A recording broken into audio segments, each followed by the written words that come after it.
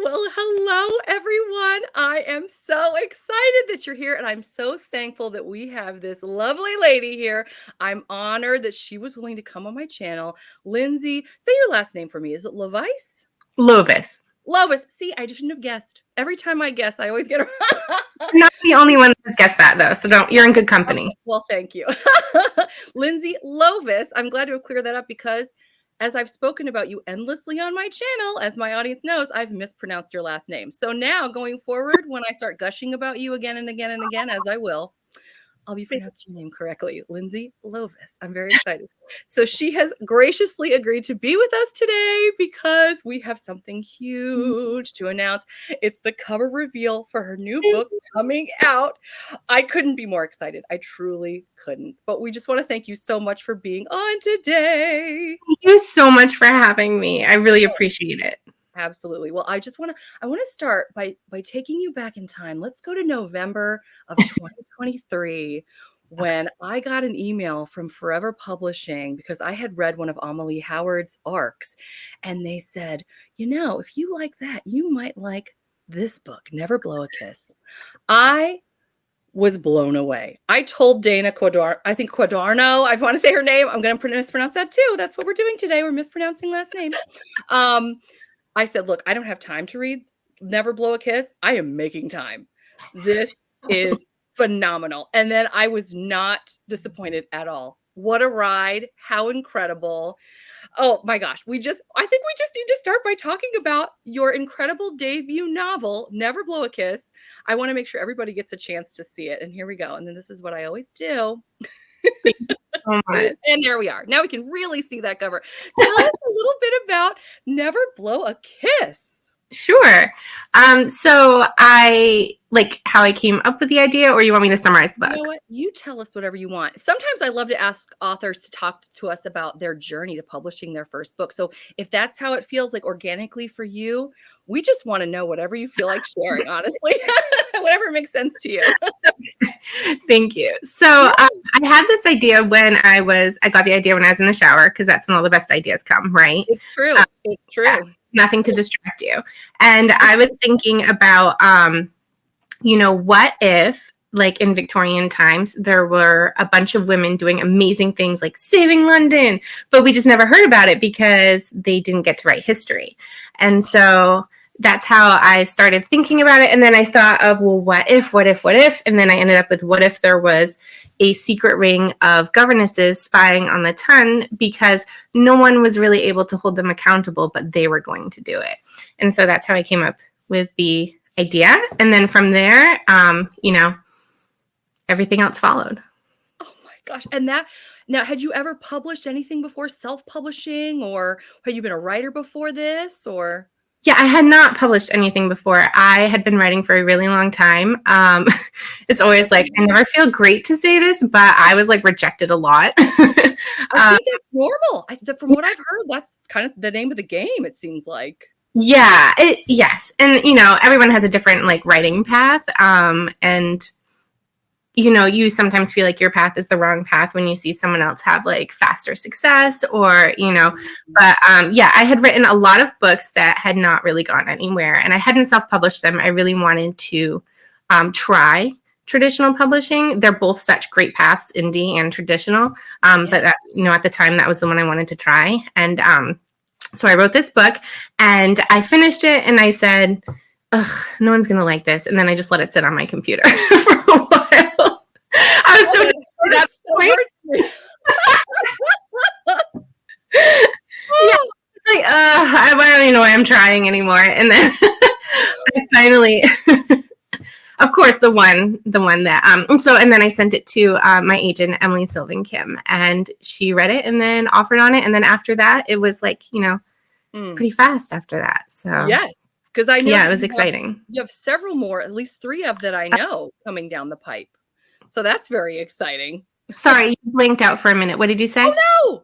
Can you hear me okay now? I can hear you now, yeah. Okay, good. I think my internet is good. If not, my husband's a tech person, so I'm going to make him come and fix everything. Might be nice now. Oh, I tell you. It always is, yeah, you never know with technology. It's an adventure. It's an adventure. No, what was I saying? I'm trying to remember. I will say that I have had multiple people ask me, even recently, for historical romances that are told from dual perspectives or multiple perspectives because it's so unusual. And that's one thing that I found so refreshing about your story. Not only do we see it from our hero and heroine, but at one point, we're hearing from the first person perspective of someone that I don't want to give anything away for those who haven't enjoyed this masterpiece yet, but other people's perspectives that I just thought, oh my gosh. And I've said I'm going to try to make this not about me and talking endlessly about your book that you wrote. No, But this is what I think about what you did. But I was so impressed with how you were able to really take mystery and excitement and pull it into something that still truly felt like a historical romance. thank you. I recently read, I'm not going to say the author, but I recently read a very well-known author, and she kind of mixed together, it felt like a cozy mystery and a historical romance, and they sort of watered one another down to me. Okay. Um, which is, I felt even more impressed with your work after having seen this, because I don't know how you did it, how you balanced it so well. So Thank you. I mean, it's nice of you to say that. So for like the multiple perspectives, yes. I grew up like raiding my mom's romance shelves and Mm. reading like old Nora Roberts, and she would do that sometimes. And so that kind of influenced that. And I'll tell you, people either like it or they hate it. So it's one or the other. Right. And for again, thank you for saying that you thought the romance and the mystery complemented one another, because again, some people will say like it's too much mystery, or some people think it's too much romance. But my brother read this book. He doesn't read romance, but he read it. So did my grandma and my husband. It was all their first romance books. I bet that was fun. I was like, can you skip this part? And this, no. My brother read it, and he goes, when when it was done, he goes, well, geez, Zach didn't do a lot of investigating, did he? I was like, well, I was like, well, he did investigate a lot, but he also has like, the romance part too. It's not just like straight, like, no, he loved it. He said he loved it, but, oh my gosh. he just couldn't like investigate a murder the whole time, because there's also like the romance part you got to work in there. Absolutely. Well, I would call this, I would go so far as to say it's the cure for the common historical romance. Because after a certain point, we're like, we've been to the tea party, we've been to the ball, although you guys do have a great time at a ball. I love it so much. But I love seeing just all the excitement and the way, again, you balanced it so beautifully, and some of the twists that I did not anticipate. It was just so well done. And oh gosh, I was going to say something else about that, and now I'm blanking. So I might move on because I want to come back. I just have so many things to say. My brain is going so quickly. But I know what I was going to say. Frequently, because I recommend different types of romance, contemporary primarily, along with the historical. I'll have people come to me who are coming from a fantasy background. Even just last week, they'll say, what do you recommend for someone who's never read historical romance before but wants to get into it? Yours is one of the first that I recommend. Thank you so much. Truly. I promise I'm not just going to be complimenting you endlessly. Tell me more, right? But truly, I enjoyed this so very much. I have some banners, by the way, that I made because I don't want to forget, before we move on to talking about something else. We did talk about your journey through publishing your first book a little bit. I didn't know. It seems like, unless you want to talk a little bit more about that, I have other things we can discuss as well. Okay, awesome. I just want to make sure I leave no stone unturned in this interview. I'm so thankful that they're keeping me accountable. We have, by the way, everyone out there, we have exactly 1 hour before the recording stops. And currently it's keeping me accountable. I'm very thankful that I have that on there, because I could talk to you all day, I think. Okay. So let's move to, all right, I think I'm ready. Let's talk about your paranormal, would you call it a paranormal romance? I don't want to say it wrong. Yes. No, I would. Yeah. You would. Okay. And it's perfectly wicked. And now again, I apologize that this is what I'm gonna do. And then I'm gonna move us over. Okay. I'm incapable of doing this without talking about it. No, anyway, so tell us about this book. I am so excited. Okay. Thank you. So this is obviously not historical romance. It's contemporary paranormal romance. And so I grew up in Maine. And so this takes place in a Maine apple orchard. It's about 3 sisters and 2 aunts who run this Maine apple orchard called Wicked Good Apples. And because if you've been to Maine, you know. Oh, that's great. I like learned to cut it out of my vocabulary when I moved, but great. And, they have a secret, a paranormal secret, and the guy on the front, Connor, he is he produces and stars in a ghost hunting TV show, and he has heard that there are strange things going on at this apple farm, and so he wants to expose it on his national television show, and she very much does not want him to. And so that is, what takes place there. And there's a little hedgehog there because I absolutely love hedgehogs, and Holly has a pet hedgehog in it. Oh, how cute. We love a good pet. We love it. Oh my gosh, that's so fun. Okay, I'm going to make us bigger so we're not just looking teeny weeny the entire time. But when I read a little bit about this, I do have the arc and I'm beyond excited, but I haven't quite gotten to it yet. It's on my list. It's on my TBR, my endless TBR. But in the summary, they were discussing how it was a neat mashup of Charmed and Haunted. I don't know if you got a chance to see. It's from an email that you didn't send. So if you don't know that reference, don't worry. But I thought, oh, what a fun little way to talk about that. I love that. I'm sorry. Nope, I was going to say anything. Go ahead. So you have 3 sisters here. Does that mean there's potential for a series? Or if you don't want to answer, I respect. I have had some people like tag me on Instagram saying like, I really hope there's another one. I really hope there's another one. All I can say is I really hope there's another one too. So fair enough. That would be nice. I love it. Okay, so we've and that one is coming out September, which 17th? Yes. Yeah. Okay. September 17th. I wanted to say September 17th, but so far every time I've said something, I've been wrong. So I thought no, you were totally right. Oh, I was behind. Anyway. Okay, so because we don't want to leave everybody waiting too long, I think it's time to talk about the upcoming book, the second one in the Secret Society of Governess Spies book series. Yes. Book 2. Okay, I'm going to make us small again. Okay, I'm so sorry. I cannot do this without. Oh, and you know what? I'm going to jump around for 1 second. I'm going to remove this actually. And then because I have a couple other slides I want to jump back to in a moment. But okay, I am so excited. All right, are you ready? Yeah. Are we ready for the big cover reveal? You guys are seeing it here first. Yay! I'm just so excited. Okay, so we're going back over here. I'm doing it again. All right, are we ready? 5, 4, 3, 2, 1, and here it is. Never gamble your heart. The Secret Society of Governess Spies. Oh my gosh. This is gorgeous. Thank you. Tell us about it. And we're gonna keep ourselves small so we can really just go crazy over this cover. Okay. So, oh my gosh.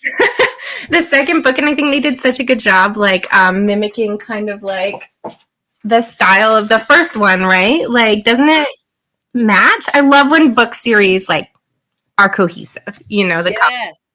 Mm-hmm. And I asked for green, and they gave me green. I'm really excited about that because even though like money wouldn't have been like American green back then, like I associate green with money, you know, and this is like has a gambling theme to it. So yeah, I was really excited to see this. I think they did a great job. She has cards in her hand and little dice at the bottom. So I'm really excited for this story. This is coming out February 4th, 2025.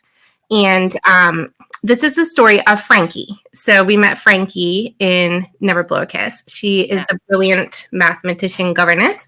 And we find out at the end, I don't know, can I say this? It's your book. Yeah.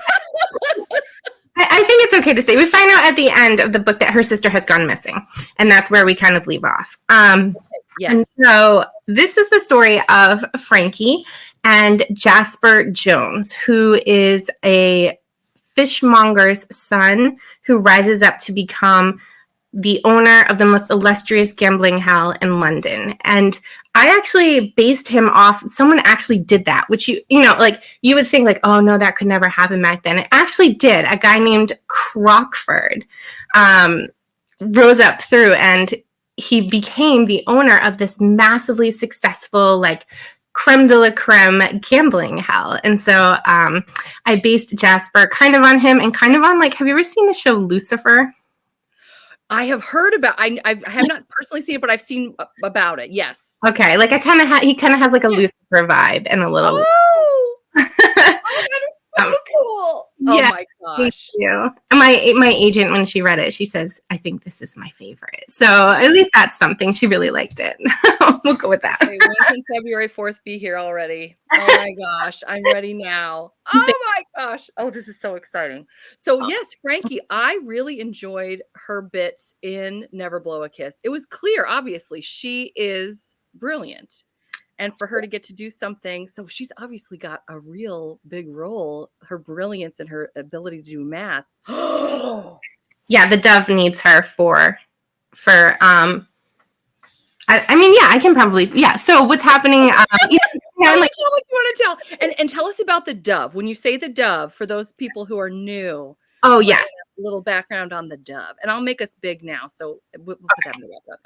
So the Dove in Never Blow a Kiss is I guess you would call it her the spy ring leader, the spy master, maybe. We don't know who she is. We know that she is not someone you would want to mess around with. And she is the one who is orchestrating the governesses, collecting the information, and trying to deliver justice in her kind of vigilante sort of way. And so she recruits Frankie in the beginning of this next book, Never Gamble Your Heart. And she recruits Frankie to help her.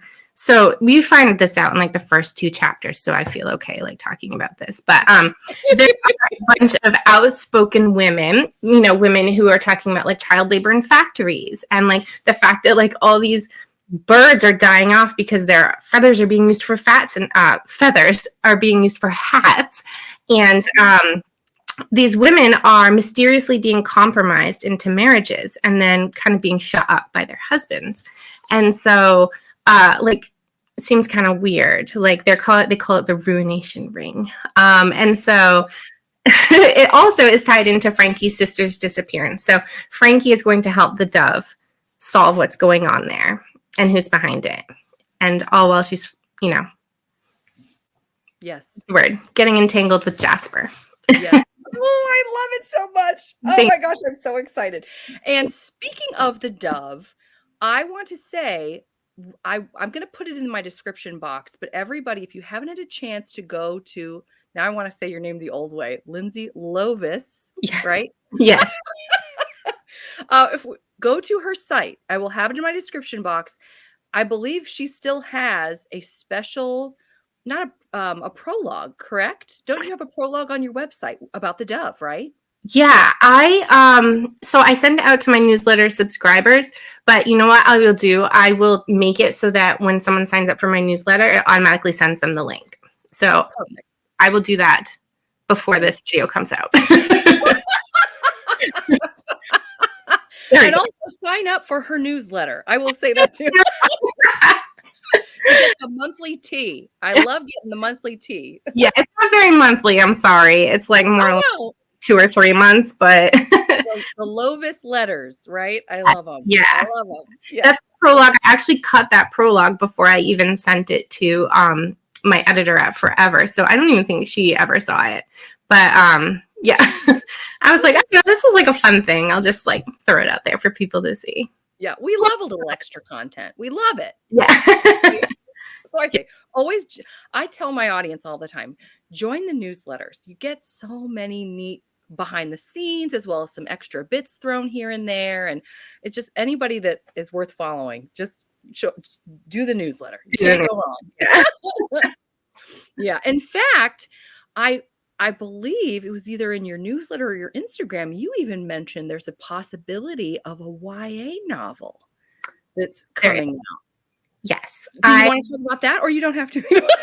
I can like vaguely talk about it because it hasn't been announced yet, but there is a YA book coming. I can't really share too much more about it, but hopefully we're looking at 2025. So that would be very exciting, and I cannot.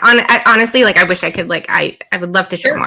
Oh no, we respect that. We respect that. It's so opposite of everything else that I've written that even when I was writing it, I was like, ooh. So yeah. I love that. You're just so varied in everything you do. You've got your historical romance, you've got your paranormal romance, and then this YA, which now I'm really intrigued. I can't wait to find out. I love it. So now I need to ask you this. Who do you like to read? What do you like to read? Because it seems like you've just got such a variety of interests. I think my first love is romance. No, I know. My first love is romance, 100%. But I also dip my toes into pretty much, I'll read almost anything. Everything, thrillers, YA, historical fiction, yeah, crime cozies, like all of those. Yeah, I love all of it, to be honest. Fun. Nonfiction even, so. Everything. I love that. Interested in. So yeah, I think that I read pretty broadly. But I will say like the majority of my reading is romance. Yeah. I love it. There we go. Romance. Excellent. Well, I want to ask you what it was like for you. Here I go. I'm going to the side again. Now I can go through my slides at will because I'm not afraid of accidentally showing anything. But you went to the Greater Pittsburgh Festival of Books. Yes. How was that experience getting to meet these incredible authors? Like I see Eloisa James, and I wrote her name down. I cannot remember her name. I know you know her name. Sherry Crotow. Thank you. Yes. She writes cozy mysteries. It was incredible. Like I still like I fangirl, right? So like I see these authors and I'm like, oh my God. I was so nervous about meeting Vanessa Riley. I was like, I've been telling everyone for months, like, I'm gonna be on a panel with Vanessa Riley. I was so excited. And it turns out that they are just like such cool, chill people, like I love it. yeah, I like got to like hang out with them. We went to different panels together. This is Vanessa Riley. I'm sure everyone knows who she is.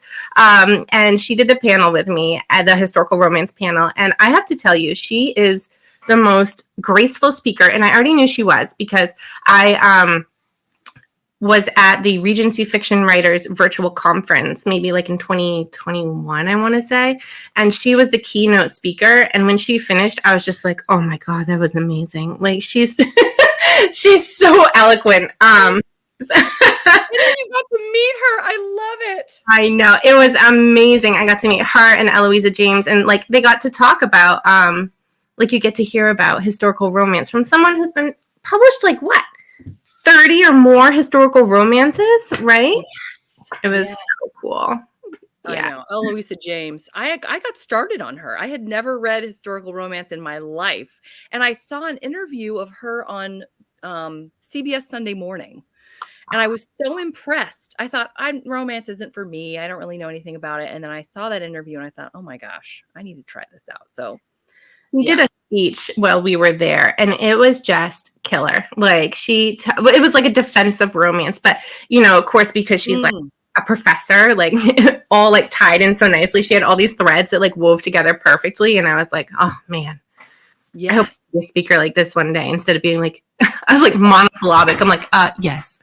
And I was like, microphone, no, just like amazing. I was like, oh gosh, I have some work.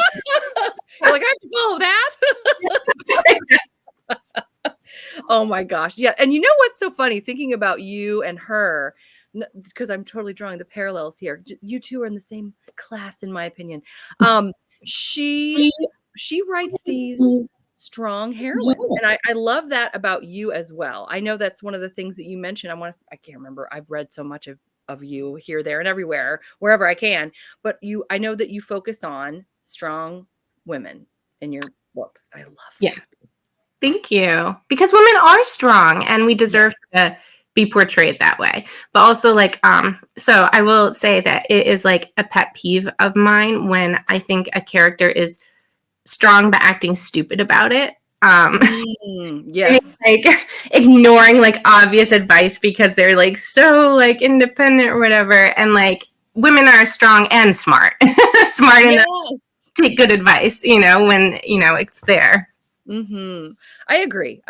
That was one of my problems when I first started getting into romance. I would read some of the fantasies, and they were these strong women. They were also kind of immature and not very kind. And I was like, you can be strong and kind. You can be both of those things. I think a lot of women are, and so that's what I try to portray in my characters anyway. Yeah.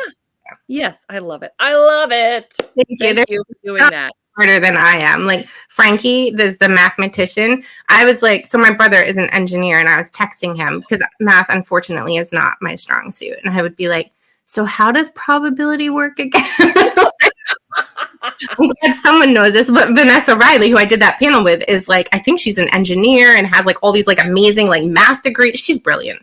Yeah. And I was like, well, you must not have to text. So equations, and like people ask her to do math equations for them, and I was like, yeah, maybe I'll text you next time. I know. Message you. I love it. Now, is your brother mentioned in the dedication or in the acknowledgments at all? Me too. I haven't written acknowledgments for book 2 yet, but I definitely need to. Thank you for the help with the math. Yeah. There you go.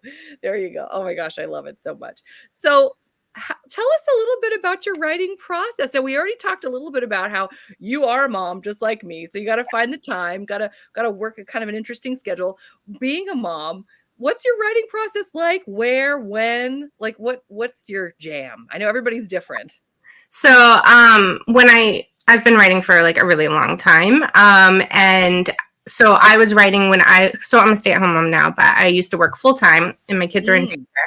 And so I would write whenever I could. I guess they call them sprints, but at the time I didn't know that. Like I would bring my laptop with me, and at work, if I had like 15 minutes for lunch, like I would write then. And if I got to work 15 minutes early, I would write then.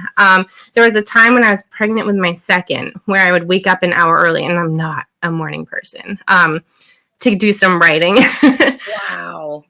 Yeah, I was like, like the classic, like the mom is nursing and writing. I've definitely done that too. Like you just get it in when you can. And now I'll be like, can you like go watch Paw Patrol for half an hour? Yeah, mommy needs to work. They call it my work. So, yeah, but then I'm still interrupted like 30. Can you open this Play-Doh for me? Can I have a snack? So I'm just, oh my gosh. Yeah. To work in short bursts. Yes, that's exactly. I'm in 100% the same boat as you. We're like, can you come Bluey or Spidey and his amazing friends? Bluey. One of those. I've had to open a banana in the shower before. I'm like, where's your father? Where is he? Go find him. The worst was they tried to hand me an iPad when I was in the shower. I'm like, don't do that. You know what? It's whenever you're busy, that's when they need you the most. Right. Absolutely. So, yes. Yeah. And for my writing process, so there are so many different writers out there, and some of them I'm like really jealous of their process. Like there are some writers that have such a beautiful like the Post-its, like the color coordinated Post-its that they I'm so jealous. I don't do that. I have like more of like an overarching kind of idea, and then I'm more of a plantser. So have you heard of the pantsers and the plotters? Have you heard of that before? No, I haven't. Okay. So in writing world, some people people call it pantsing, meaning you're flying by the seat of your pants. You're literally just like writing. And then the plotters, the people who like plot everything out before they start writing. And then there's the plantsers, which is me.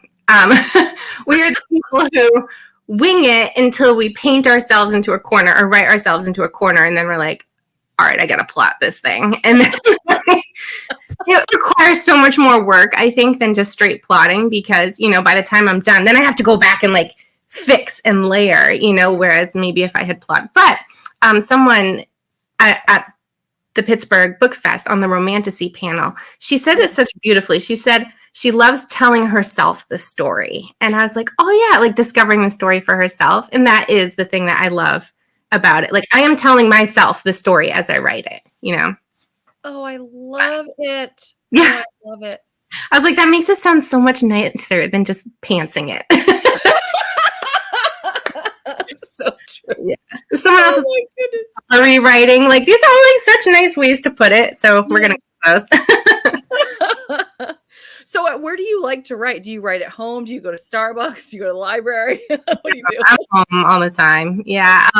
On the couch or in the kitchen, or I have this desk that I occasionally write at, but mostly like down where the kids are. Yeah. Oh yeah. Yeah. I'll write at a desk. I love that. I love it. Now we've sort of discussed this already, but just in case you didn't get a chance to share like a particular author that you really enjoy, who would you say your biggest influences are? When I was growing up and reading a lot of romance, probably Nora Roberts, Lisa Kleypas. I know my mom had some other authors that maybe weren't my favorites, but those are some of the more shaping influences. And now, Vanessa Riley is amazing. Adriana Herrera. So there are just so many good authors out there. I shouldn't even like start saying them because I know I've left out about 3,000 that I love. I'm sorry. You see this? Okay, let me explain. I told you no one comes to this channel for perfect. Nobody does. Now, I want you to understand. Watch this. It thinks that I'm doing a thumbs down. Now I just look crazy. There it is. Do you see? This happened another time when I had an author on, and it was on their side because they were filming on a Mac, like an iPhone or something. Okay. And they thought they were getting a thumbs down. I just about died. I didn't understand it, but apparently, if you're on, see, there it is. Okay. And just because, why not? We're here. But watch this. This is. Let's see if you can do it. What are you on? Are you on a Mac? I'm on a Mac, yeah. Well, then it should work. Okay, you can try. Or I love that we're doing. Maybe just like I'm cool enough to get these fireworks. And then this is fun. What? Look at that. Oh wow. Yes. And there's another one. I think it's this one. This is super fun. Okay, I don't think I can do it well. How do you do the heart? My daughter's very good. It depends. There we go. Isn't that fun? Isn't that like the millennial heart, and then like Gen Z does something? Something like this. I don't know what they do. Yeah, something like that. All right. What are the kids doing? My daughter, who's 4, she's always like, take a picture of me. I'm just like, oh my, we're starting already. And then I've seen someone go like this, you broke my heart. And I thought, oh my, here we go. Looking forward to a lot of that. I'm sorry. All of that we just did to say, I want you to know whatever you said was not warranting a thumbs down. Authors I like, and you're like, boo. No, thank you for explaining. We'll talk about a tangent, but I needed you to know. Because I'm like, of course that's the one that randomly pops up of all the ones. Of course, not the fireworks. No, not the hearts. If I had thought about it, I'd have just been doing this the entire time you've been talking.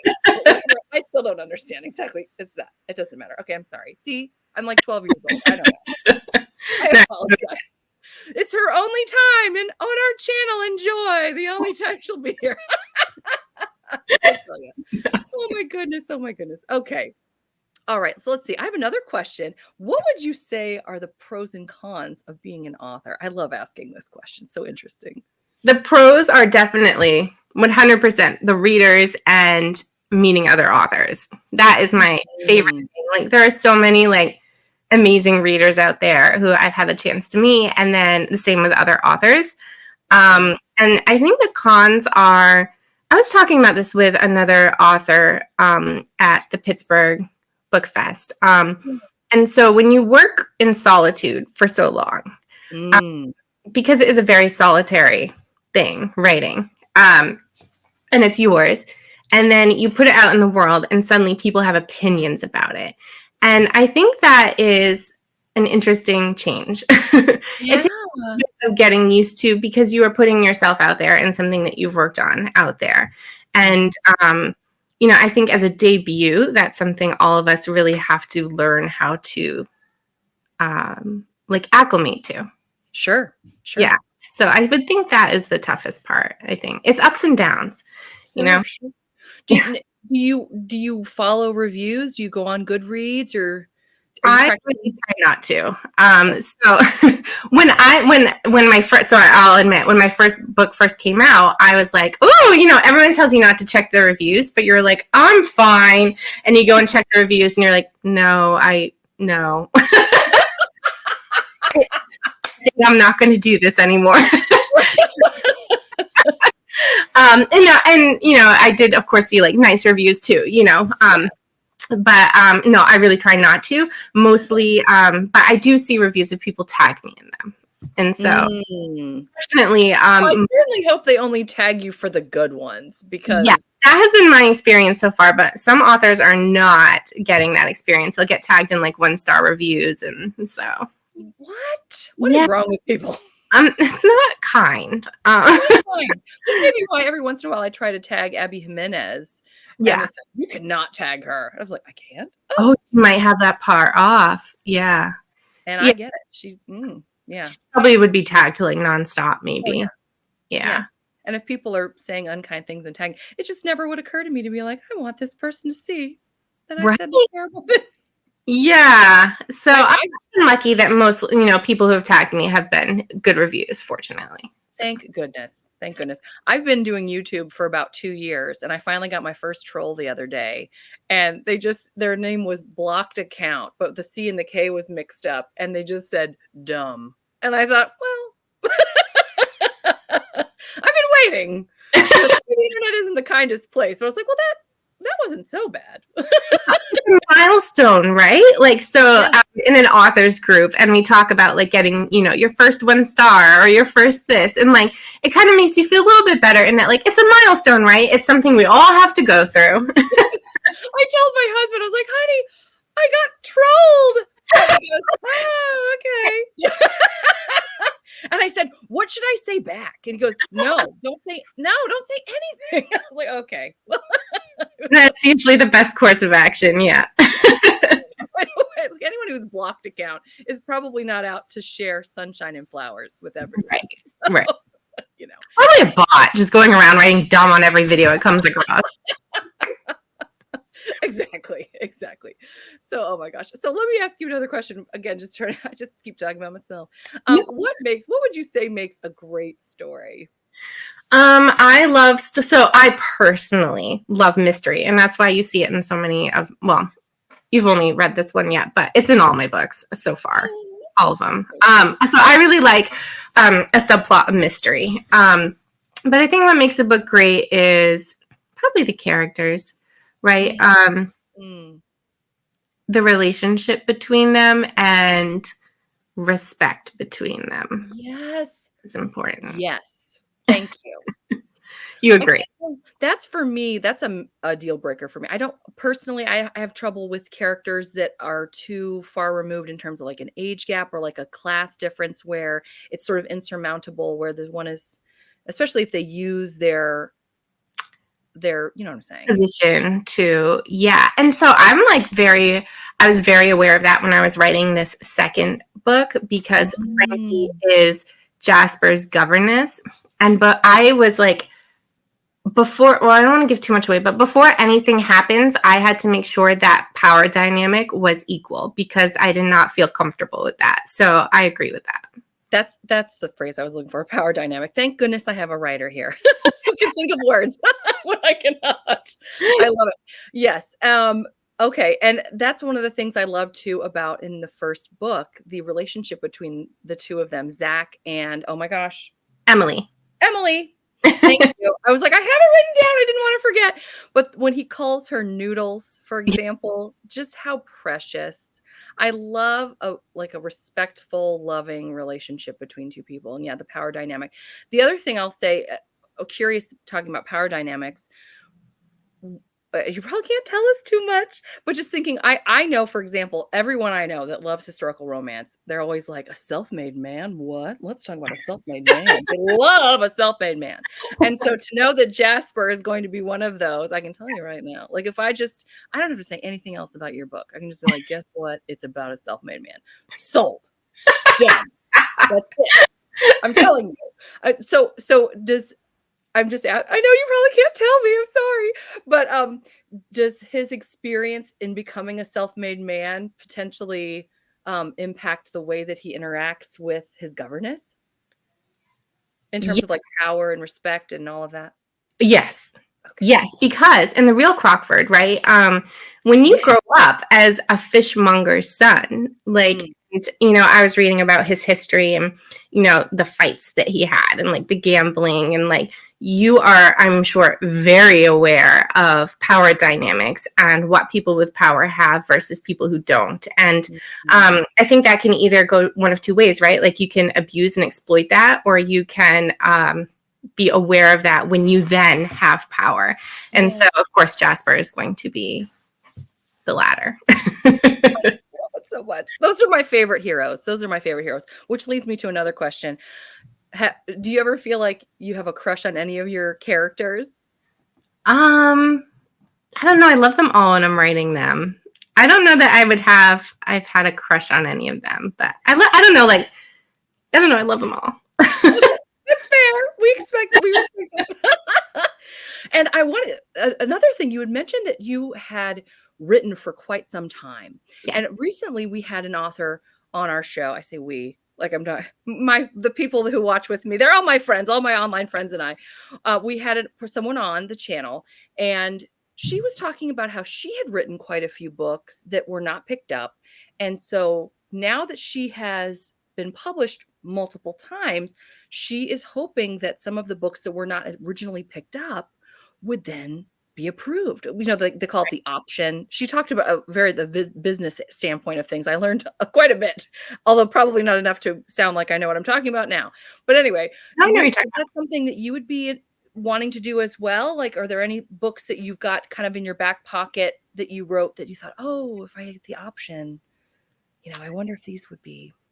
Maybe. I think so I was writing YA and romantic suspense, which I guess is like was not being picked up.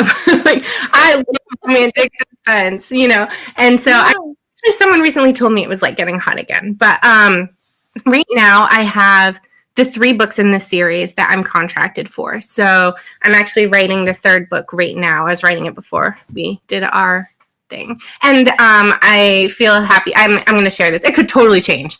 But I'm actually writing a cameo with Zach and Emily in this 3rd book. So Get out! Oh, I'm so excited. Oh, I'm so excited. Yeah, I am too. And so I'm contracted for these 3 books. And then I have an option with Forever for my next historical romance. So I have these 3 books. And then Perfectly Wicked, I have an option for my next paranormal romance. And then I have my YA book. So I feel like I am like at my max for books. So why would you think that? Good night. So, I'm not looking to sell any of my backlist. I mean, my not sold stuff. But I mean, like, I guess we would never say never, right? I guess. Sure. I do love romantic suspense. So I don't know. Maybe if that ever comes back, I'll shine one up and see what my agent thinks. There you go. It's neat to have some things that you could just do that with. Just, I've got all these books. Right. I just love Hang it on my computer. So how long was Never Blow a Kiss on your computer before you threw it out there, would you say? Maybe half a year. Oh my goodness. I finished it and I was like, yeah. But of course that's how it always goes, right? Like, yes. It's always the book that you're like, no, this isn't it. And then, of course, that's the one that is it. It's like when my husband interviews for something, he's like, I can't speak. The interview went so well, and then he'll never get a call. And then I'll say, how did your interview go? It wasn't that great. And then he gets a call. You just never know. Right. You just think you do terrible on a test and then you ace it, right? Like, exactly. Exactly. Oh my gosh. Well, so we have people who watch us that are aspiring authors, that are current authors looking to, maybe break big or etc. So I love to ask this question as well. What advice do you have for anyone thinking about becoming an author?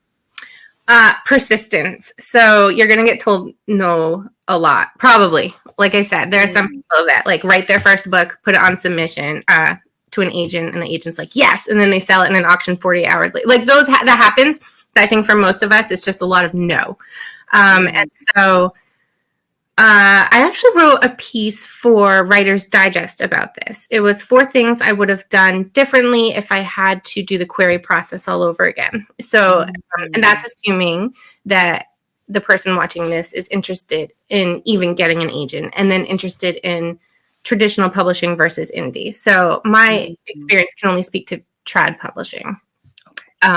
So the 4 things I would have done differently, because it took me, I did things like just like the really hard way, like took a really long time. So one of them, I'm trying to remember, I would have gone to conferences sooner. So I never felt like I belonged because I wasn't published. So I was like, oh, I can't go to these things, and it's just every time I go to a conference, like I've gone as a reader too, not as like an author. And it's just amazing to be. And someone I was with recently, another author said, oh my gosh, she's like, I like want to cry because romance is like, everything is so solitary when you're a writer, and romance gets so much crap.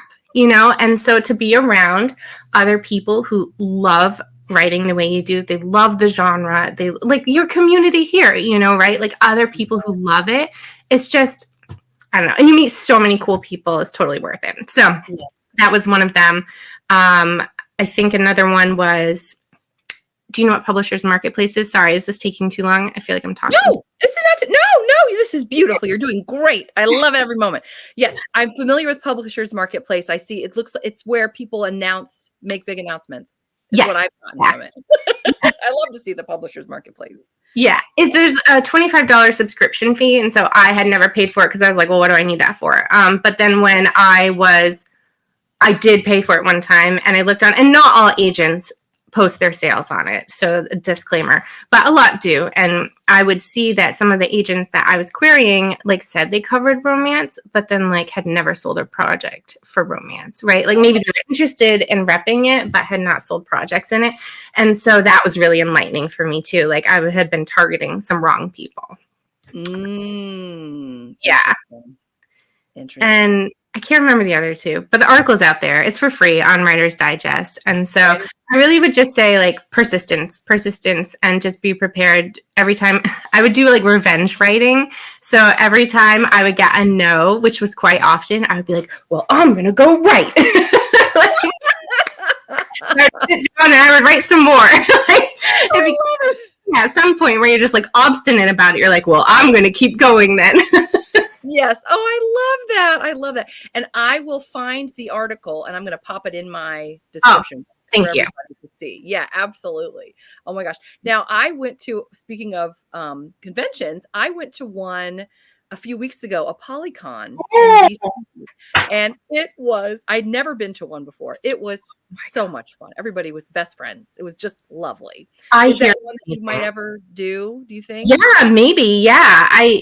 I'm still so like new to everything, but from what I've heard from people who went this year, it's amazing. It was lovely. I haven't gone yet.